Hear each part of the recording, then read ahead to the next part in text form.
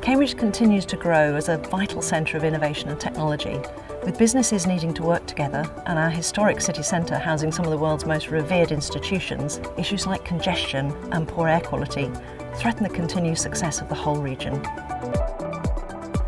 The Greater Cambridge Partnership is developing a long-term solution to the challenges Cambridge faces, looking at public transport and sustainable travel across the whole of the region.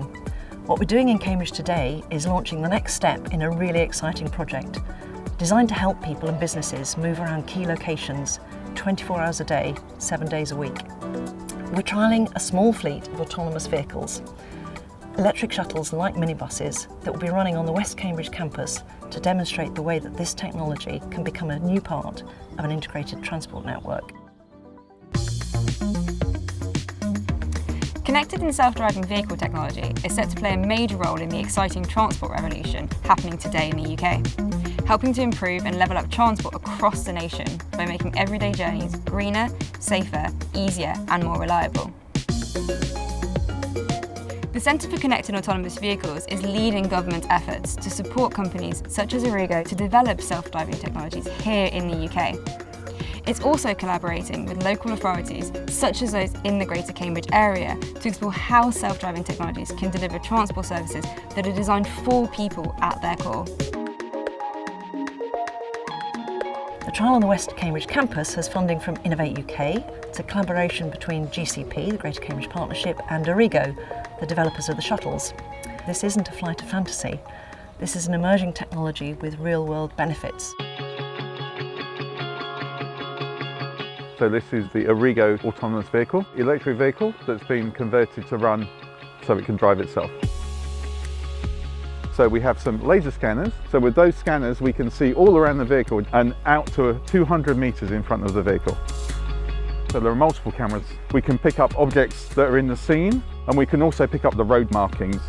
This is a fully accessible vehicle, so we have high visual contrast touch points.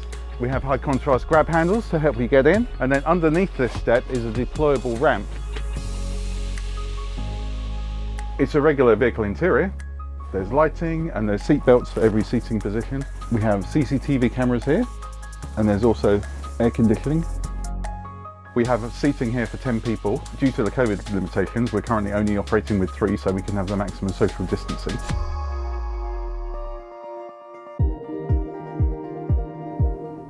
I think the reasons people don't use public transport mainly come down to convenience. I've got to time my movements to fit in with the timetable for the bus or the train.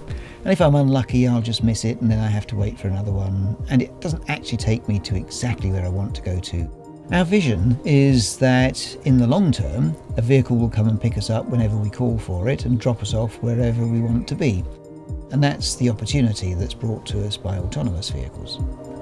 This project is going to help us get to that objective by picking out some of the things that we can do in the shorter term, and within the limited domain of the campus, it's a technology which we can deliver within the next year or two rather than waiting a decade or two.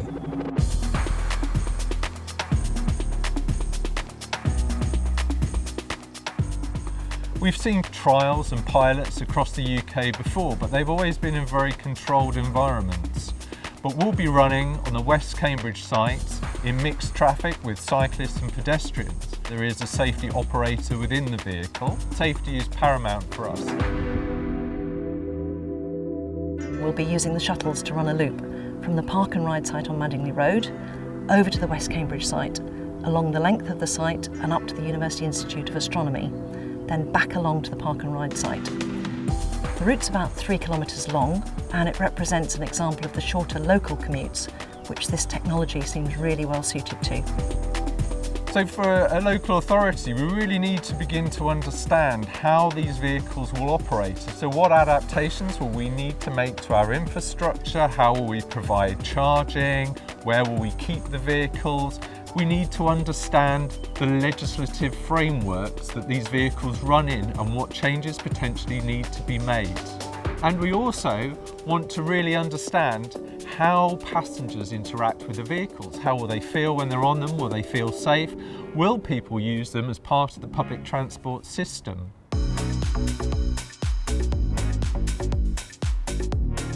With the results of this trial, we'll be looking at how to scale up the technology and the best ways to integrate it with the transport network to help people get easily to work, education and their other daily destinations.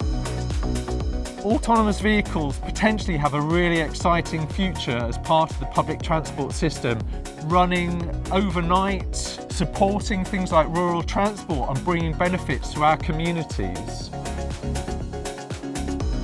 We're particularly excited about this project as it is looking beyond the current trials to identify how zero-emission, self-driving technologies can be effectively integrated into Cambridge's existing public transport, cycling and walking infrastructure. In Cambridge, we want to be at the forefront of this technology, and it's really important for the UK as well. We want to be seen as a world leader in autonomous vehicles.